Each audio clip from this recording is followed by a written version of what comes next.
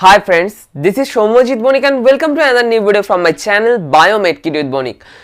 आप लोगों का बहुत सारे स्टूडेंट्स का क्वेश्चन था भैया राउंड 2 काउंसलिंग कैसे होता है, राउंड 2 में चॉइस फिलिंग का सीक्वेंस कैसा होना चाहिए एंड राउंड 2 जब होगा उससे पहले कौन कौन सा कॉलेज चूज करने से पहले और कॉलेज का सीक्वेंसिंग करने से पहले और चॉइस फिलिंग करने से पहले कॉलेज के बारे में कौन कौन सा फैक्ट और डेटा हमें जानना पड़ेगा, ये थोड़ा बता दीजिए, थोड़ा गाइडेंस प्रोवाइड कीजिए। ठीक है, तो आज के इस वीडियो में हम लोग एक्सक्लूसिवली डिस्कस करेंगे राउंड 2 काउंसलिंग को लेकर एंड कैसे हमको चॉइस फिलिंग करना पड़ेगा फॉर राउंड 2 काउंसलिंग। ठीक है, तो चलिए without any further introduction let's start our video. लेकिन वीडियो में जाने से पहले if you are new to my channel then don't forget to subscribe this channel and hit the bell icon to get latest notifications from my channel.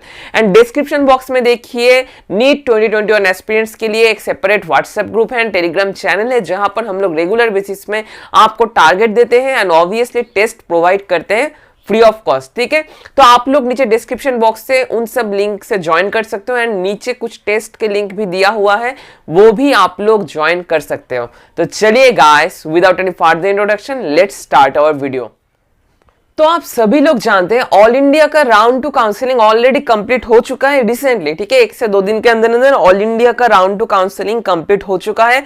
अब हम लोग wait कर रहे हैं स्टेट का राउंड 2 काउंसलिंग कब से स्टार्ट होगा। ठीक है, तो स्टेट के राउंड 2 काउंसलिंग में जनरली सीट कहां से आते हैं ये हमें पहले देखना पड़ेगा। आप लोग यहाँ पर देख सकते हो राउंड 2 काउंसलिंग में हमारे स्टेट का राउंड 2 काउंसलिंग में सीट्स जनरली आते हैं ऑल इंडिया कोटा से, ऑल इंडिया कोटा राउंड 2 से। ठीक है, ऑल इंडिया कोटा राउंड 2 से हमारे स्टेट काउंसलिंग में राउंड 2 के सीट्स आते हैं, ये फर्स्ट। सेकंड होता है राउंड 1 का स्टेट काउंसलिंग से। ठीक है, राउंड 1 का स्टेट काउंसलिंग से। ठीक है, स्टेट काउंसलिंग, थोड़ा स्पेलिंग गलत हो गया है, थोड़ा समझ लेना। ठीक है, स्टेट काउंसलिंग से जनरली आते हैं ये सीट्स। ये स्टेट काउंसलिंग से कैसे आते हैं? जो लोग फर्स्ट राउंड में नॉट वेरीफाइड होते हैं, ठीक है, नॉट वेरीफाइड और वेरीफाई नहीं हुए जो लोग, ठीक है, नॉट वेरीफाइड। उसके बाद आते हैं क्या? उसके बाद आते हैं नॉट एडमिटेड, जिन्होंने एडमिशन नहीं लिया है। ठीक है, एंड थर्ड वन जो हमारे आते हैं दोज आर सरेंडर्ड सीट। ठीक है, सरेंडर्ड सीट। ठीक है, सरेंडर्ड सीट, ये 3 प्रोस्पेक्ट से हमारे सीट आते हैं राउंड 2 के लिए। Even all India quota round 2 से भी जो सीट्स बचे हुए रहते हैं वो स्टेट के हाथ में हैंडओवर हो जाते हैं। ठीक है, ये जनरल स्कीम जो आपको जानना जरूरी है। ठीक है, तो इस टाइम पे क्या होना चाहिए हमारा राउंड 2 के लिए चॉइस फिलिंग, ये हम लोग चलिए देख लेते हैं। दोनों केसेस यहां पर हम लोगों को देखने मिलता है। ठीक है, राउंड 1 में अलॉटमेंट हुआ है। ठीक है, राउंड 1 में अलॉटमेंट हुआ है, अलॉटेड, एंड राउंड 1 में अलॉटमेंट नहीं हुआ है। ये 2 फैक्टर। ठीक है, राउंड 1 में अलॉटेड, अलॉटमेंट नहीं हुआ है, नो अलॉटमेंट। ठीक है, ये 2 केसेस को हम लोग सेपरेट करके देखेंगे। ठीक है, ये तो हो गया।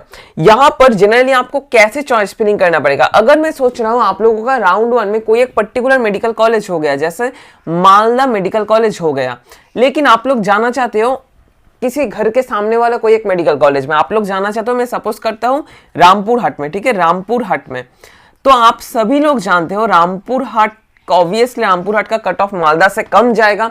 तो आप जब चॉइस फिलिंग करोगे उस टाइम पे आपको क्या करना होगा? सेकेंड राउंड में तो आपको मालदा नहीं दे सकते चॉइस फिलिंग में, आपको सेकेंड राउंड में सेपरेट कुछ मेडिकल कॉलेजेस देना पड़ेगा। जैसे आप लोग पहले दे सकते हो कोलकाता का मेडिकल कॉलेजेस। ठीक है, कोलकाता कॉलेजेस।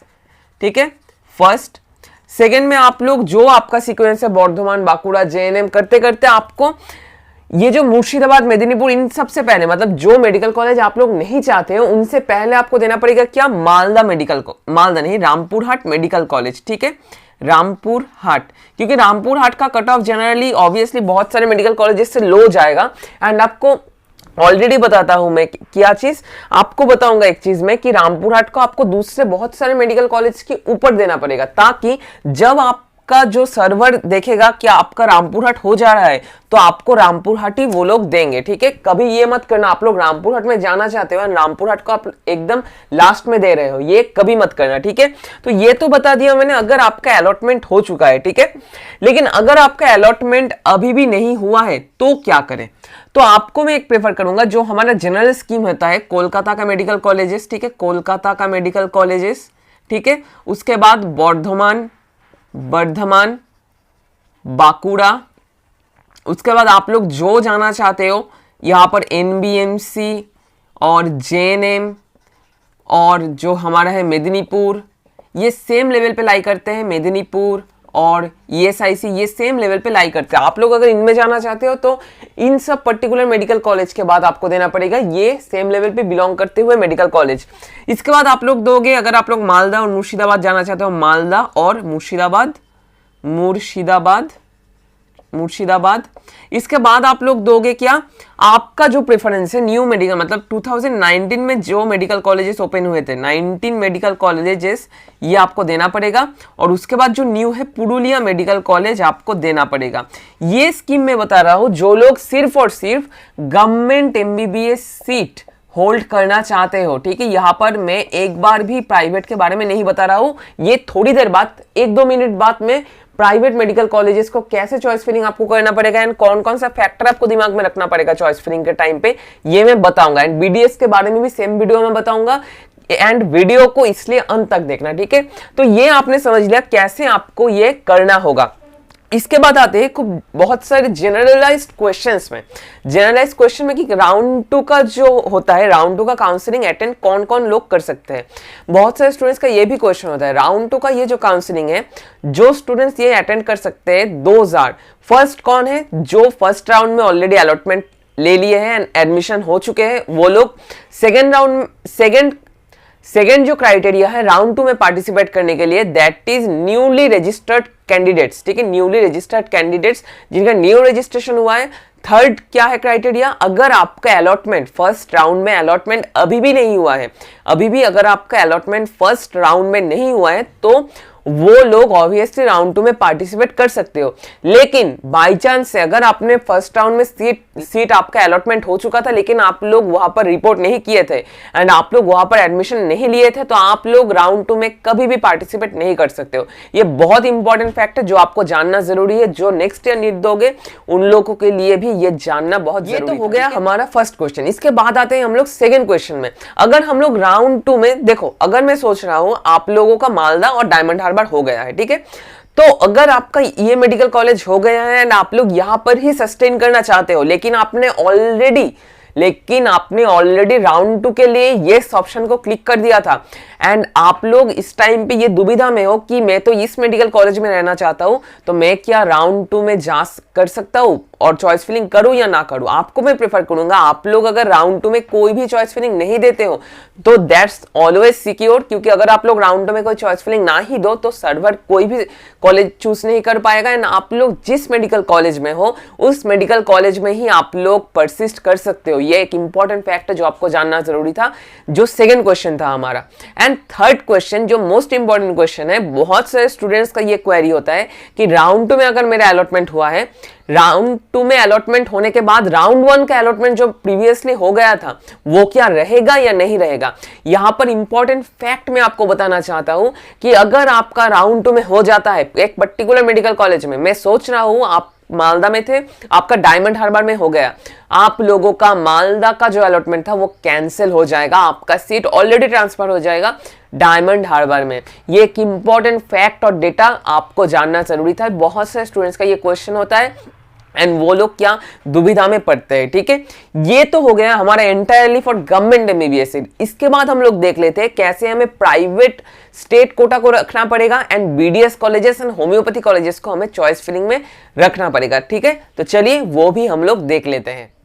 तो गाइस इसके बाद चलिए देख लेते हैं कैसे हमको सीक्वेंसिंग करना होगा चॉइस फिलिंग राउंड 2 के चॉइस फिलिंग के लिए, ठीक है।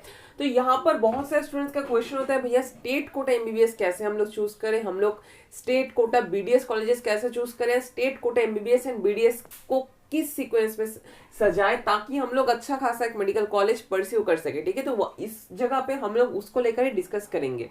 तो यहाँ पर पहले जो मेडिकल कॉलेजेस आपको रखना पड़ेगा, तो आप सभी लोग जानते हो गवर्नमेंट एमबीबीएस कॉलेजेस, ठीक है, government MBBS colleges in West Bengal.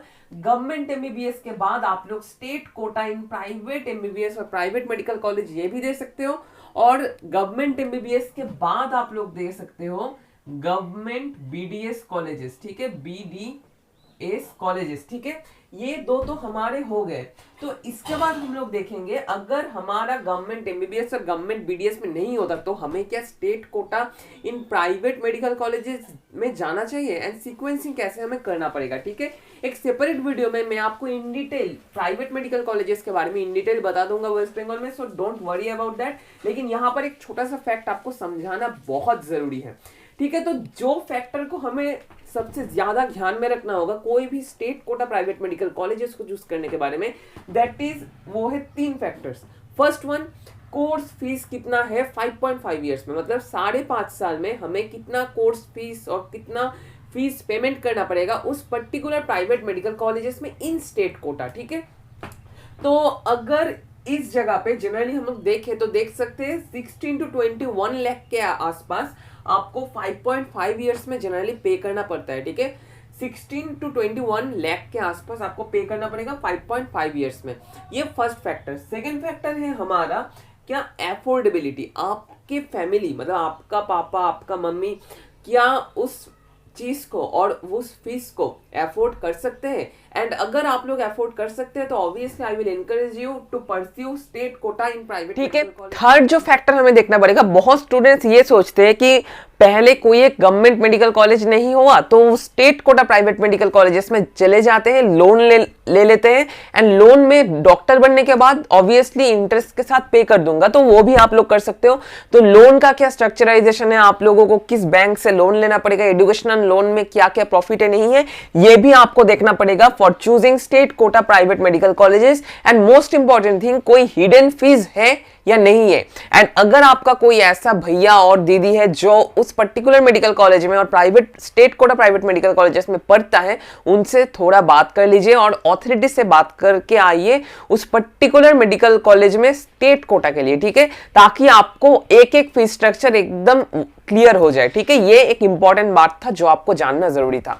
तो अगर आप लोग देखो, अगर आप लोग गवर्नमेंट एमबीबीएस के बाद एमबीबीएस ही पढ़ना चाहते हो तो प्रेफर करूंगा state quota in private medical colleges choose करना। अगर आप लोग मैनेजमेंट कोटा में पढ़ना चाहते हो तो इसके बाद मैनेजमेंट कोटा भी आप लोग रख सकते हो, लेकिन यहां पर मैं मैनेजमेंट कोटा के बारे में नहीं बता रहा हूं। इसके बाद आते हैं गवर्नमेंट बीडीएस। ये तो हमारा हो गया। गवर्नमेंट बीडीएस में 3 ही कॉलेजेस है वेस्ट बंगाल में। First one doctor R Ahmad dental college, second one is Bardhaman dental college, and third one is North Bengal dental college. तो अगर आपका गवर्नमेंट बीडीएस नहीं हुआ लेकिन आप लोग बीडीएस में और मेडिकल का कोई एक फील्ड में एंट्री लेना चाहते हो तो आपका state quota in private medical college में आप लोग जा सकते हो, ठीक है। State quota in private medical colleges for BDS. यहां पर भी आपको 4 फैक्टर्स और 3 फैक्टर्स को दिमाग में रखना होगा। फर्स्ट, फीस स्ट्रक्चर और fees of entire course. Second one is affordability of your family. Third one is loan, and fourth one hidden charges and hidden fees, ठीक है। इसके बाद हम लोग आते हैं होम्योपैथी। बहुत सारे स्टूडेंट्स का ये क्वेश्चन होता है, भैया हम क्या होम्योपैथी दे दे या नहीं देंगे, ठीक है। यहां पर एक बड़ा सा फैक्टर काम करता है क्या, अगर आप लोग होम्योपैथी पढ़ना चाहते हो और बीएचएमएस डॉक्टर बनना चाहते हो तो ऑब्वियसली गो फॉर होम्योपैथी, क्योंकि वहां पर भी आपको डॉक्टर डेजिग्नेशन ही मिलेगा होम्योपैथी डॉक्टर, ठीक है। तो यहां पर जो फैक्टर मैं बताऊंगा, अगर आपका इंटरेस्ट है तो obviously go for that. Same he subject पढ़ना पड़ता है बहुत सारा, फिजियो एंड बायोकेमिस्ट्री में, एनाटॉमी थोड़ा सा डिफरेंट होता है। लेकिन अगर आप लोग नहीं चाहते हो, आप लोग यही चाहते हो कि एमबीबीएस ही पढ़ूंगा और बीडीएस पढ़ूंगा, होम्योपैथी में नहीं जाऊंगा, तो चॉइस फिलिंग में होम्योपैथी देने का कोई जरूरत नहीं है। ये एक इंपॉर्टेंट फैक्ट है। तो बीडीएस एंड एमबीबीएस में स्टिक रहना, थोड़ी देर और ड्रॉप दे दो, उसके बाद आप लोग चले जाओ किसमें, चले जाओ आप लोग एमबीबीएस और बीडीएस में, ठीक है। और एक इंपॉर्टेंट बात, थोड़ा सा टॉपिक से बाहर वाला बात है, दैट इज अगर आपको कुछ भी नहीं हो इनमें से तो आप लोग वेटरनरी ये भी दे सकते हो। वेटनरी का ये जो काउंसलिंग होता है सेपरेट वेबसाइट में होता है, नीचे डिस्क्रिप्शन बॉक्स में मैं लिंक प्रोवाइड कर दूंगा आप लोगों को, इसमें भी जा सकते हो। इसमें भी कैरियर को बहुत अच्छा है, आप लोग स्टेट पीएससी लेवल के लिए एग्जाम दे सकते हो, आप लोग अच्छा खासा एमडी भी कर सकते हो, एक्सेट्रा एक्सेट्रा। ये था इंटायर सीक्वेंसिंग जो आपको जानना जरूरी था, कैसे आपको चॉइस फिलिंग करना पड़ेगा। एंड एमबीबीएस जो गवर्नमेंट मेडिकल कॉलेज है इनको लेकर भी सेपरेट एक इलैबोरेटेड वीडियो आएंगे, ठीक है। तब तक के लिए स्टे ट्यून्ड। आई थिंक आपको वीडियो पसंद आया, अगर आपको ये वीडियो पसंद आया तो एक लाइक एंड एक शेयर तो बनता है। And don't forget to subscribe our channel and hit the bell icon to get latest notifications from my channel. 2K subscribers हमने ऑलरेडी कंप्लीट कर लिया है। इसके लिए एक छोटा सा गिव अवे मेरी तरफ से, गिफ्ट आप सभी लोगों के लिए रहेगा जो लॉटरी के द्वारा हम लोग कंडक्ट करेंगे। एंड अगर आप लोग ये नोटिफिकेशन जल्द से जल्द चाहते हो कि ये गिव अवे कब होगा, लॉटरी कब होगा, तो डोंट फॉरगेट टू सब्सक्राइब, क्योंकि तभी आपको नोटिफिकेशन जल्द से जल्द चले जाएंगे, ठीक है। तब तक के लिए guys stay tuned, stay home, stay safe. And अगर आप लोग नीट 2021 एस्पिरेंट्स हो, नीचे डिस्क्रिप्शन बॉक्स में लिंक दिया हुआ है, वहां पर आप लोग ग्रुप एंड टेलीग्राम चैनल को ज्वाइन करके टेस्ट दे सकते हो। You can also follow me at Instagram @biometkit and stay tuned with Biomedkit with monic.